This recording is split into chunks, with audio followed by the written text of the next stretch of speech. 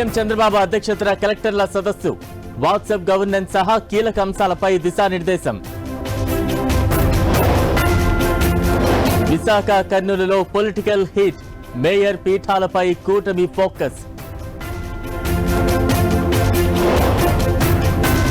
BRS ఎమ్మెల్యేల ఫిరాయింపు కేసుపై ఉత్కంఠ, సుప్రీంకోర్టులో కొనసాగుతున్న వాదనలు. తెలంగాణ హైకోర్టును ఆశ్రయించిన విష్ణుప్రియ, బెట్టింగ్ యాప్ కేసులో ఎఫ్ఐఆర్ క్వాష్ చేయాలని పిటిషన్. తిరుమలలో కోయిల్ అల్వార్ తిరుమంజనం, ఆలయ శుద్ధిలో పాల్గొన్న టీటీడీ అధికారులు. ఏక్నాథ్ షిండేపై వ్యాఖ్యలు దుమారం, కునాల్ కమ్రాకు ముంబై పోలీసుల నోటీసులు. కాసేపట్లో ఢిల్లీ అసెంబ్లీ ముందుకు బడ్జెట్, 26 ఏళ్ల తర్వాత ప్రవేశపెట్టనున్న బీజేపీ సర్కార్.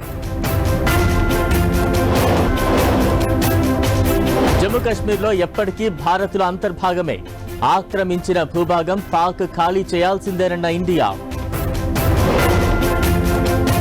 భారీ లాభాల్లో ట్రేడ్ అవుతోన్న స్టాక్ మార్కెట్లు, 78,000 పాయింట్లు ఎగువకు సెన్సెక్స్.